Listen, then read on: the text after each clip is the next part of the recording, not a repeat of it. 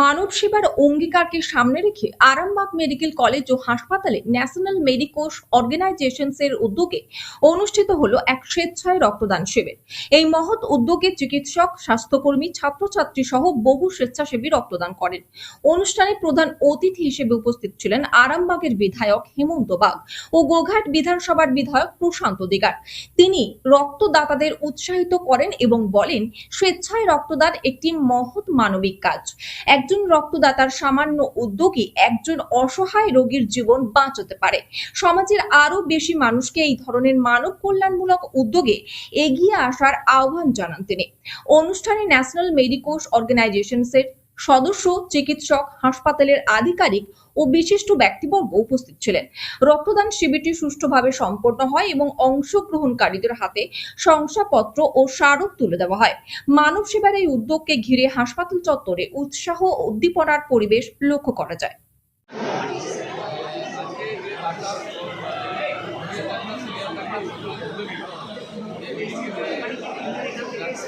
আয়োজন করা হয়েছে কিন্তু একটা মহৎ কর্মযোগ।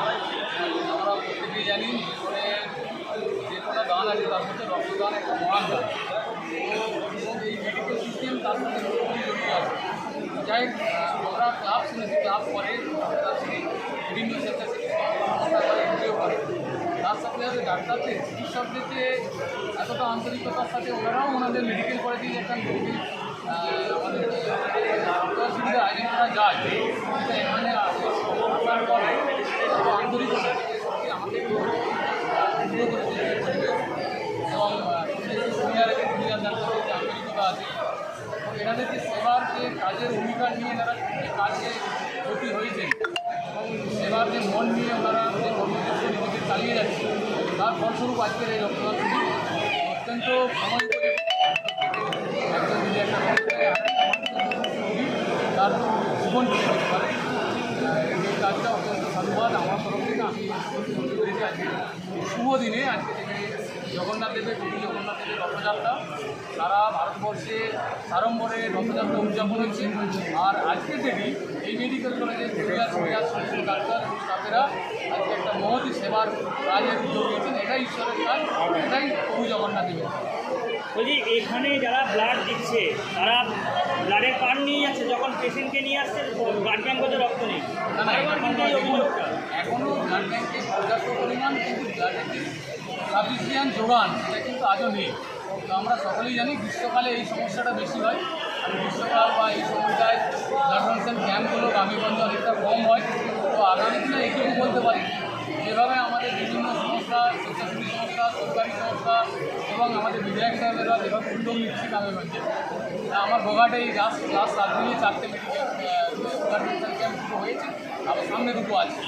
কিন্তু এই ব্যবস্থাপনা রয়েছে, আগামী দিনে ব্লাডের ঘাটতি মিটবে এবং সাফিসিয়েন্ট রক্ত থাকলে রক্ত দিবে। আর অভিযোগ আছে, আমার কাছে অভিযোগ আছে, আমিও বলেছি, এখানকার সুপারের সাথে কথা হয়েছে, ডিস্ট্রিক্টের সাথে কথা হয়েছে যে আপনারা একটু বিবেচনা করে দেখবেন, যদি ব্লাড থাকে ব্লাড যেন মিসইউজ না হয়, কোনোভাবেই যেন ব্লাডকে নিয়ে কেউ কালোবাজারি না করে, ব্লাডকে নিয়ে যেন কোনোভাবেই কোনো এটাকে ব্যবসায়িকভাবে ব্যবহার না কেউ করে ফেলে। অনেক সময় তো মানুষ, আমরা অনেক সময় অনেক রোগের বশীভূত হয়ে যায়। তো এই বিষয়ে সচেতন হওয়া উচিত। মেডিকেল কলেজ সেই বিষয়ে সজাগ দৃষ্টি রাখছেন, ওনারাও আশ্বস্ত করছেন না এরকম পরিস্থিতি যাতে না হয়, সেই বিষয়ে আমরা যথেষ্ট সচেষ্ট আছি এবং আমরাও উৎসাহী আছি, উদ্যোগী আছি যে আগামী দিনে মেডিকেল ক্যাম্পে এই ডাক্তারি যে আমাদের ব্লাড ডোনেশন ক্যাম্পগুলো যাতে অধিকারী করা যায়, যাতে ব্লাডের ঘাটতিটা মেটানো যায়, যাতে ব্লাড ব্যাঙ্কে পর্যাপ্ত পরিমাণ সমস্ত গ্রুপের রক্ত অ্যাভেলেবেল থাকে। সেই জন্য আমাদেরও কর্তব্য আছে, আমরাও চেষ্টা করছি যত দ্রুত সম্ভব সেসব ঘাটতিগুলো